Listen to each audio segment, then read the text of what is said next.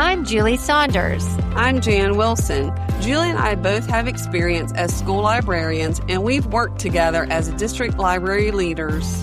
In each episode, we'll dive into our profession with interviews and meaningful content to inspire you. We're not experts, but we're pretty close. The ideas and opinions shared by any host, guest, or listener are their own and do not represent those of any respective school district. Welcome to Library Exchange. This episode is sponsored by Niswonger AV, Advancing Technology, Designing Spaces. Niswonger AV is your comprehensive K-12 education partner.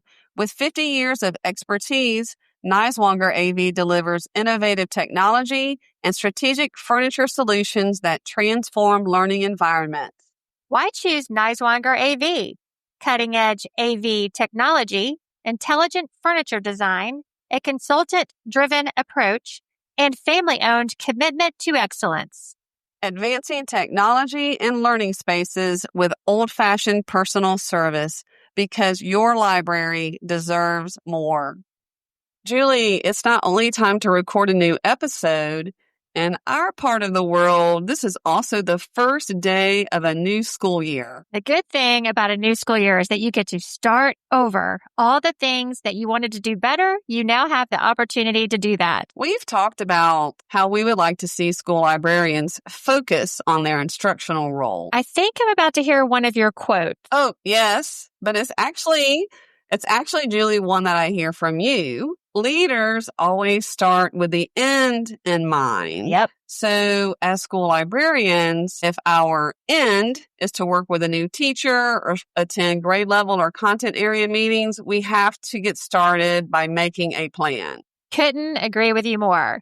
Let's introduce our guest. Today, we are joined by school librarian Mae Craddock.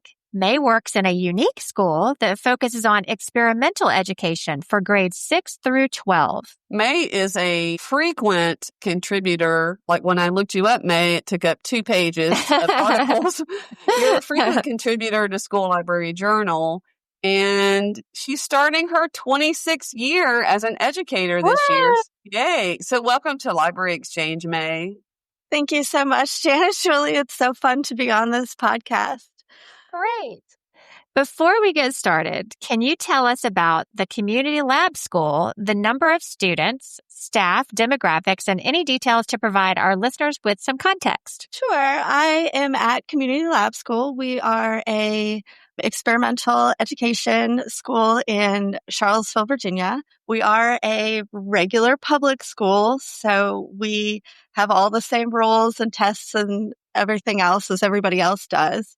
We are 6 through 12, and we are a pure lottery, which means any student in the county can apply. And that application looks like their name and contact information.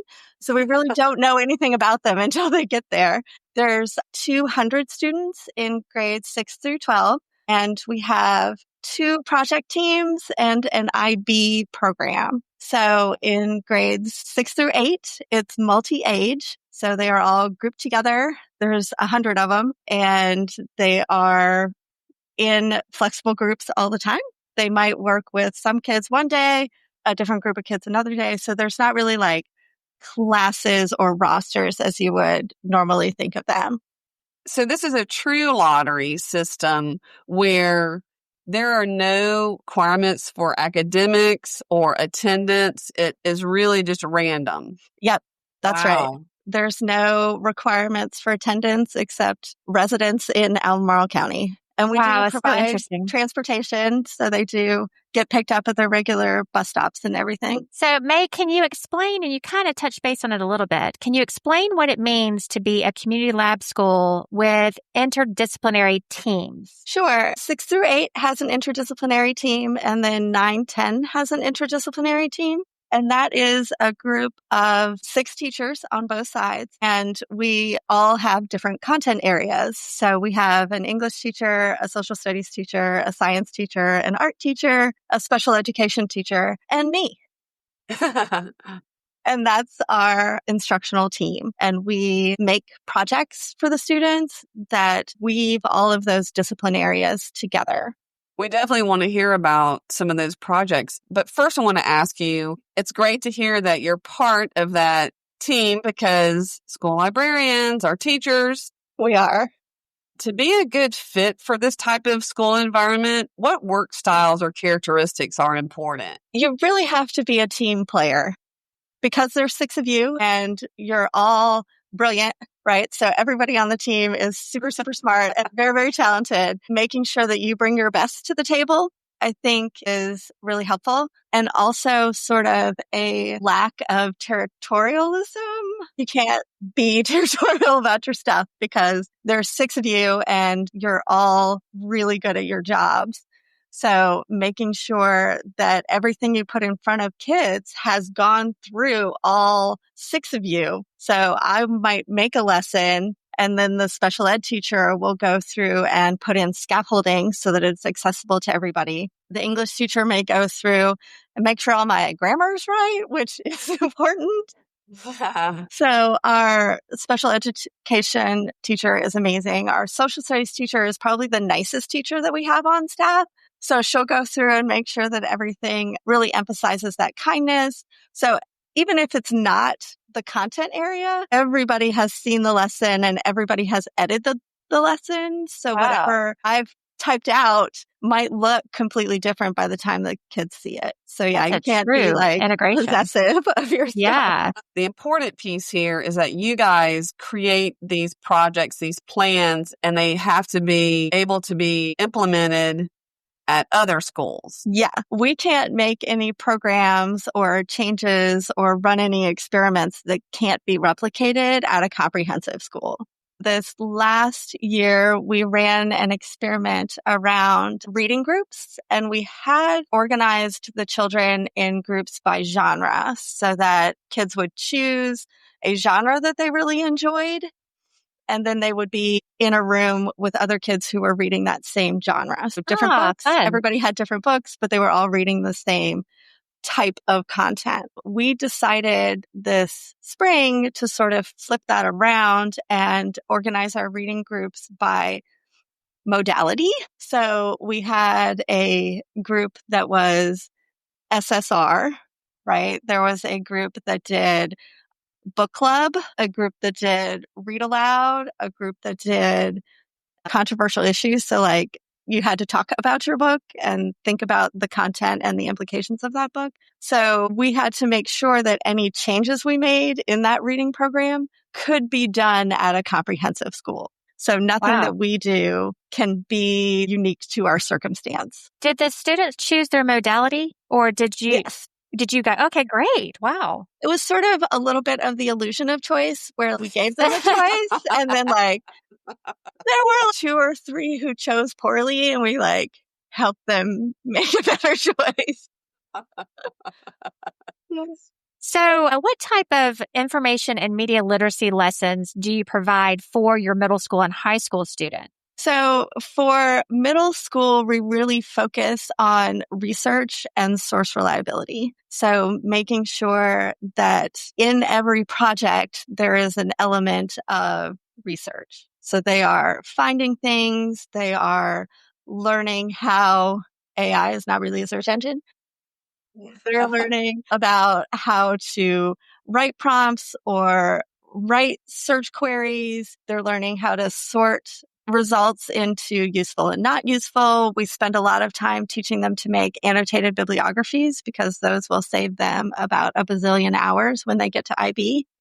And then in 9-10, we start working more closely with analyzing sources and making sure that they can not only find and assess relevance, but also use the information inside to draw secondary and third and tertiary conclusions. I love the high level look at some of those learning strategies, but for people listening, can you give an example of a project that maybe you've done this past year that included some specific strategies that you used to actually complete the annotated bibliography instruction or complete some of these things? Good question, Julie. Like, I guess, Mae, what I'm saying is, what do you bring to the table to those other teachers that they don't think about? You know what I mean? Sure. Things that I'm bringing to the table definitely have to do with those research skills. I am in sort of 2 lanes on project team. My first lane is instructional, where I'm making sure that the students emerge from our school with solid research skills. So a good example of that is iSearch, which is the very first project we're going to do this year. So we are having students come in. They will research a topic of choice, something that they personally are passionate about or curious about, or something that has caught their attention. They will do a research project about that. In that, my jobs are going to be things like writing search queries and how to do search terms. The English teacher probably is going to come in and do summary writing and how to do those little summaries under your annotations to make sure those are good. Our social studies teacher is probably going to teach the part on evaluating the source and making sure that the source is relevant. And then I'm going to come back in and they have to do a demonstrative product. So whatever it is that they have researched, they have to have some sort of demonstration of it. So from that, we'll probably do a gallery walk where students will show their demonstrative products and their annotated bibliographies. How great that your teachers are also involved in these pieces about source and credibility, because as librarians, sometimes it's frustrating when you work with a teacher, you find some great sources that they can use, or you teach them keywords and the teachers are like, oh, just Google it, or something like that. And it's totally integrated. It's not isolated skills that they're learning one day this week in language arts and one day the next week in social studies, and you're having to pull it together. I mean, it sounds like it's a lot of overlap with this integration, how it's delivered. It's amazing. Well, and there's the second lane that I'm in is for the teachers. Because we're a lab school, when we do make changes or run experiments or try new things, I make a lot of annotated bibliographies for the teachers. So when we are thinking about a change or trying something different, I'll go back and do a review of the literature so that whatever change we're making is based on some kind of research, so that we're not just grasping at straws and doing stuff randomly, because that's not my MO. I like to do things on purpose. It's amazing. Yeah, Mae, we forgot you were going to describe 2 lanes, and we kind of made you pull over for a minute. But I wanted to ask, you talked about a technique called lateral reading to teach students to evaluate information. So can you talk a little bit more about this? So lateral reading is a source reliability technique. So I don't know how old y'all are, but I'm very old. And when I was raised as a researcher, we had a bunch of checklists. Like there was like CRAP and SNAP. There was like a bunch of where you would go through and like check off whether or not this was a reliable source. And that used to be really helpful when resources were not crowdsourced. Right. But now we live in the age of citizen journalism, and we have lots of sources out there. And the way that we used to go through checklists isn't very reliable. AI can write things in the voice of any author at all. So going through and opening up tabs. So it's called lateral reading because it literally opens tabs across your screen laterally. You'll look at an article. It follows the very natural progression of thought, where you start reading the page and then you're like, is that really true? And then you open a new tab and search the smaller fact. And then you look at that and you're like, actually, I don't know if that person is a reliable source. You open a new tab and search the author. And you're like, that's a really interesting. They may have had this other article that applies to this sort of tangentially. Now you opened up a third tab and you're sort of working backwards to find out where this information originated and whether or not it has any reliability, whether other people are saying the same thing, whether it appears in different kinds of sources, it appears in more reliable sources. And you also commented that John Green has some... Yes. He has a whole YouTube series on lateral reading that is very, very helpful. So if you have never tried lateral, honestly, you're probably doing lateral reading. You just didn't have like a name for it. You probably already do this. But he has an entire web series on how to do lateral reading that is very, very helpful for showing students how to do it. Great. These are great tips. Wow, I'm so excited.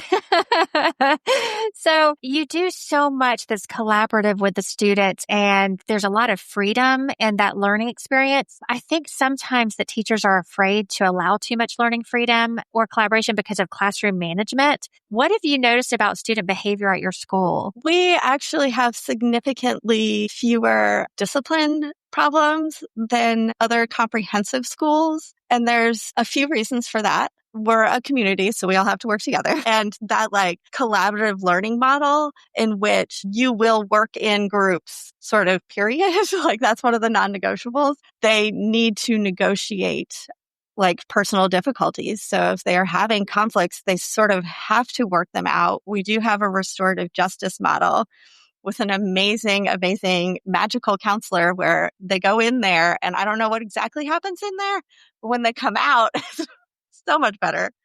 And the second thing I think really contributes to the, I wouldn't say dearth of discipline problems, but a lessening of discipline is the choice that students have. They are usually working on something in which they have a vested stake. In the iSearch project, they're going to be working on something that they are interested in. It's not me telling them what they're going to do.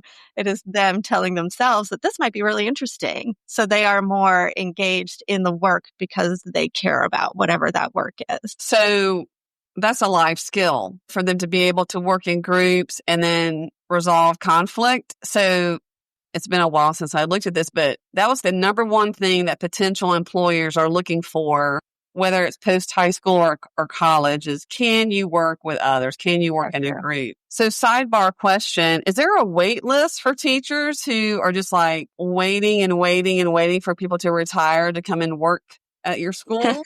Yeah.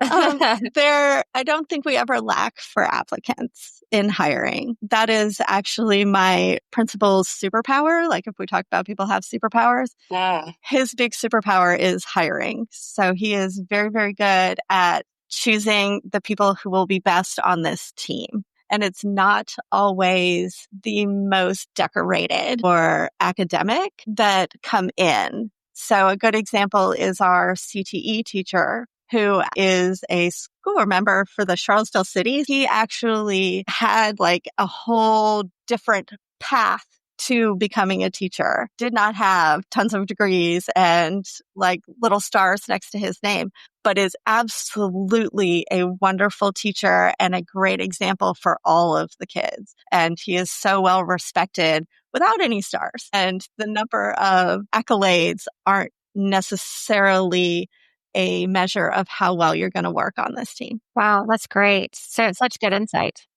Sometimes, it's not just about how well you know the content when you're an educator, and that's the piece that people don't think of. And I love that you have the background and content that you bring to the team. So, another role, of course, is promoting love of reading with librarians. And so I understand that your library is physically fully integrated into the school as well. Can you explain how students access books that they choose themselves? So I think this was one of the big surprises when we did our pre-meeting was that I don't have a library room. So there is not a room with bunches of shelves on the wall where all of the books are stored. What it actually looks like is when you walk into the school and look straight ahead, the high school collection lines the main hallway. So as they walk by, they can choose books. We do paper checkout. We tried doing laptop checkout or automated checkouts, and it really just did not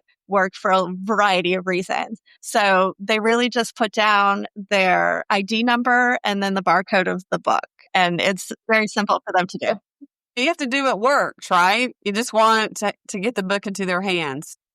Sometimes technology is amazing and does all kinds of stuff to make our lives easier, and then sometimes it doesn't. And I think we have to respect that, sometimes it's not always the best answer. And I would think sometimes some of the traditional librarians out there that are more worried about book loss would probably have a hard time with that. Do you feel like you've had any trouble with book loss when they have so much freedom to choose? Yes and no. So yes, in that I can't hoard the books. Like that's not a thing that can happen, Yeah. right? It is going to be the case that I don't know where all the books are, right? At the end of the year, I do clean out. So I'll go through all of the classrooms and take back all of the library books that are on the shelves, under the desk, like on top of the cabinet, all of that stuff.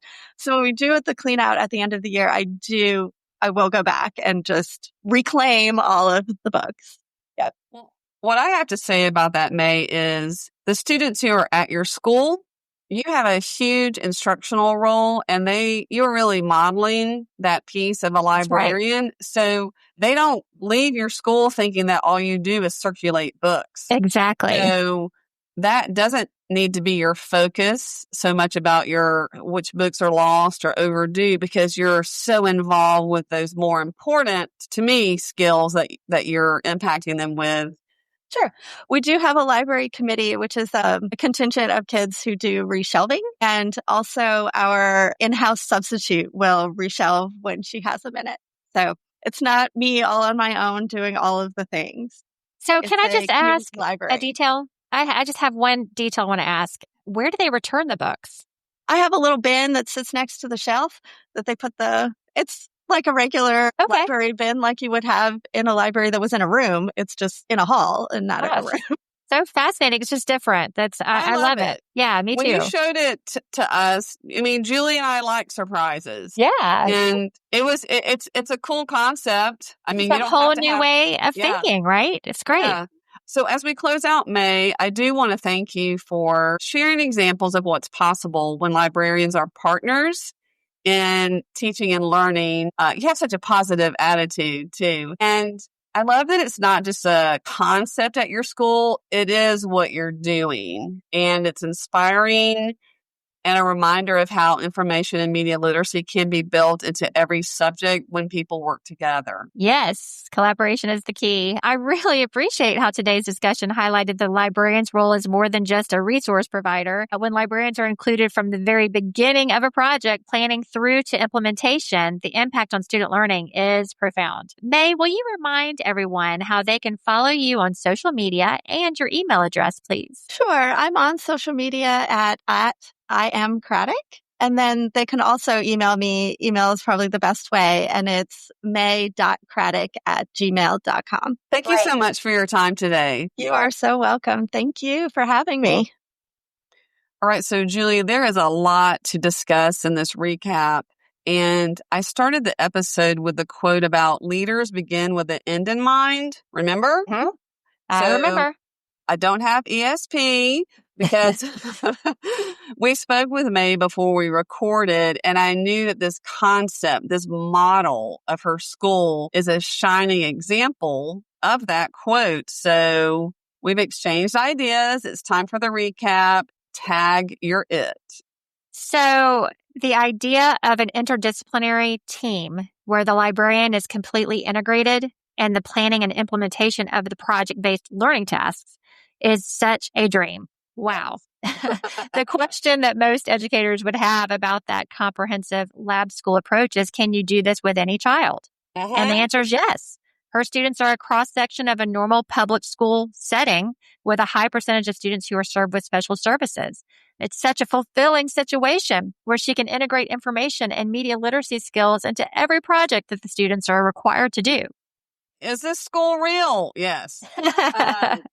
Yeah, so every project included, like you said, those skills, and it's all shaped and refined but by those teachers before it ever reaches the students. They all put their eyes on it. And so again, I'm thinking there's going to be some people listening to this episode who are going to say, this isn't possible at my school, for one reason or another. But what I was thinking about are there parts of this model that can be replicated. You can't just walk into a grade level, or maybe you did, Julie, I don't know, and say, no. Hey, let's all plan a project or experiment together. Who's in? Wouldn't that be great? But that doesn't work for everyone. But as a school librarian, you do learn those teachers who are willing to go there with you. And those teachers who are change agents in your school who could talk to others about coming on board. So take those small wins because, she mentioned for this to be effective, teachers need to not be territorial about their lesson ownership. And, it's okay. Some teachers are. And then I thought about the times where a teacher had already designed their project and they would come to me with everything already prepared. Right. Some parts of it didn't always work. So that's when you say, let's do this again next year with these changes so that students are successful with X, Y, and Z. So that's a takeaway from this concept if you can't do this from the get-go. And definitely some things that you can do if you can't do the whole integration and be that integrated librarian that you would like to be. I love that she would make the annotated bibliographies for the teachers. I'll say that again. I love that she made annotated bibliographies for the teachers. She works hard to make sure that the teachers are using credible sources also.